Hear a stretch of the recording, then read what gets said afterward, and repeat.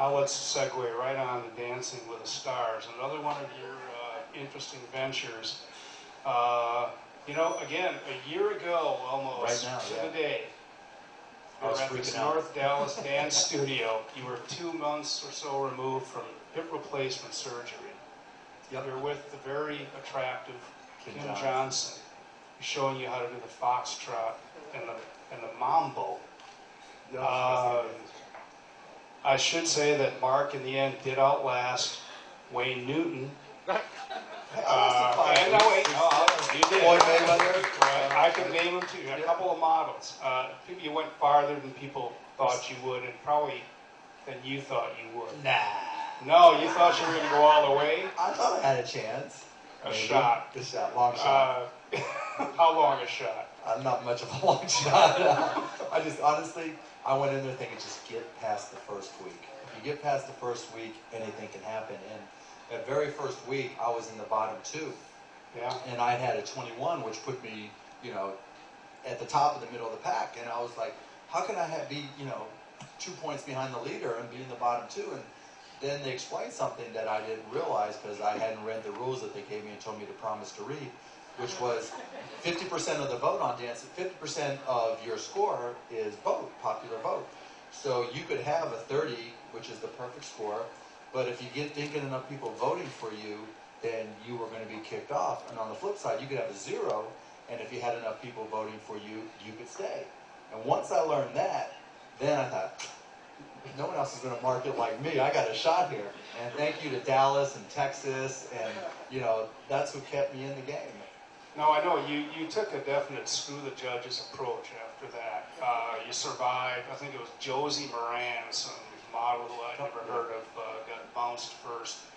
Next week, suddenly you're shorn of the facial hair. Gone, yeah. Someone told me I look like a criminal, so. I think that was, I don't know if you were trying to youthify yourself or well, no, there were 2 things. There were 2 reasons. One, because I think it was just like a lot of people told me I looked mean when I did it, when I had the goatee.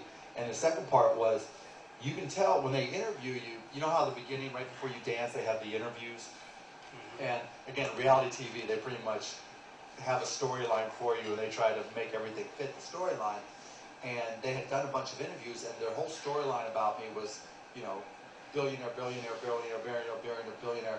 And I'm like, that's not going to work. That's not going to give me any sympathy votes. That's not going to give me anybody who really appreciates me. It's going to make people resent me. And that was the sense I got. So by shaving the goatee, it basically made all of the preliminary things they had done up until that point. Once I realized that was going to cost me votes, it made all the preliminary video they had done worthless. And so it meant they have to redo it all, and I could force feed them a whole different angle, and that's what I did. And when we went from billionaire, I mean, you know, my second song was "Hey, Must Be the Money."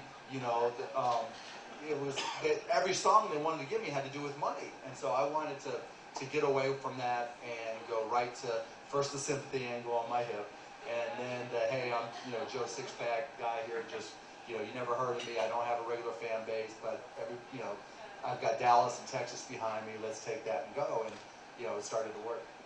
And, you know, I'm sure they encouraged you, hey, this is Mark Cuban. Go ahead and bait the judges. You know, disagree with everything. And exactly. You probably, I mean, you got to fought that off. You fought that off. They right? wanted me to yell at them and scream. And that's where the benefactor experience paid off. Because I was like, I told them on the phone call. Don't listen to the producers anymore. Exactly. I told them on the phone call, yeah, I'm going to get into them. I'm going to yell at them.